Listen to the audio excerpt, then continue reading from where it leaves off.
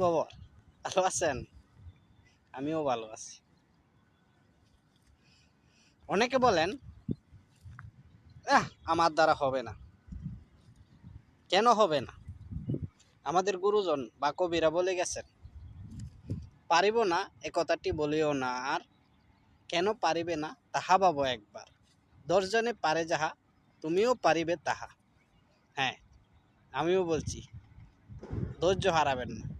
ধৈর্য ধরুন, কষ্ট করুন। সব সময় কষ্টের ফল মিশ্র হয়। কষ্ট করবেন, কষ্টের ফল পাবেন খুব খুব খুব ভালো। আর যদি সোজা সাজা করেন আর পেয়ে গেছেন, তাহলে এটা কোনো মূল্য নাই, অমূল্যহীন।